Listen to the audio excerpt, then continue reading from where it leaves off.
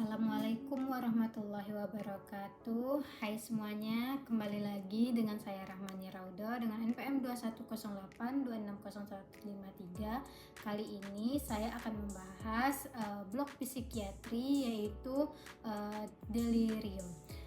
Jadi apa sih itu delirium? Delirium itu adalah sindrom gangguan kesadaran yang ditandai dengan penurunan kemampuan untuk memusatkan, mempertahankan, atau mengalihkan perhatian yang terjadi baik itu secara akut dan dapat berfluktuasi dalam sehari.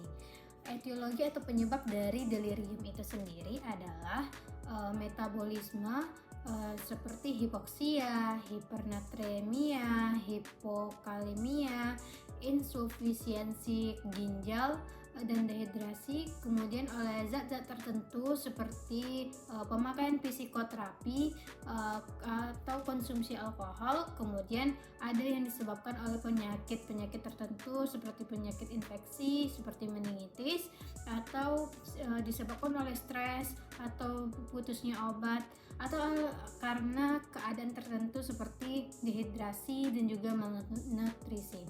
Lalu yang terakhir itu ada iatrogenergic, yaitu riwayat pembedahan atau riwayat penggunaan kateterisasi urin. Apa sih faktor resiko dari terjadinya delirium ini sendiri?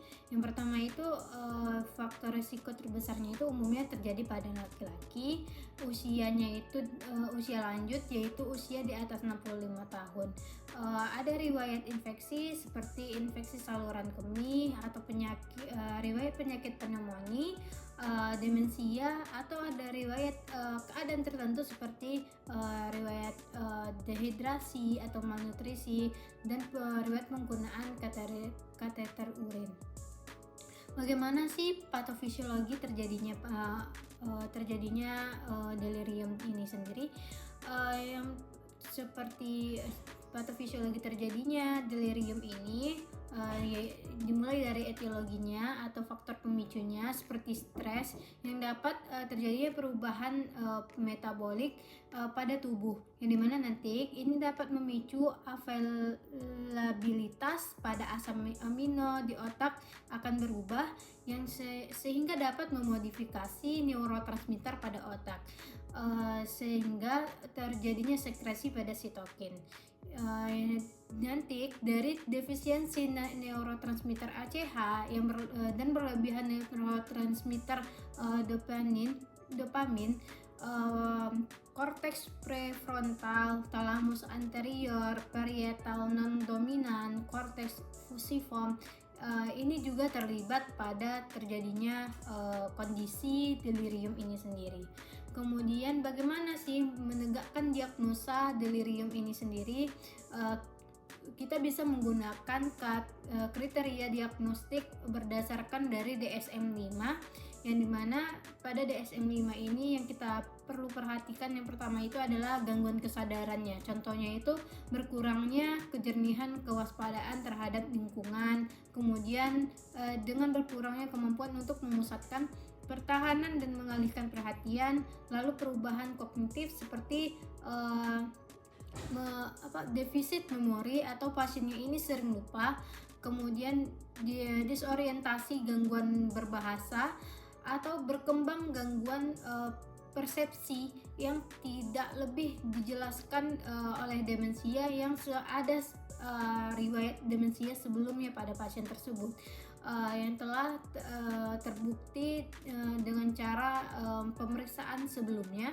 Lalu ada gangguan berkembang dalam periode waktu yang singkat, yaitu bisa dihitung dalam beberapa jam atau hari, dan cenderung berfluktuatif secara atau selama perjalanannya. Maksudnya ini adalah perjalanan penyakit yang diderita oleh pasien itu, yaitu penyakit delirium ini sendiri.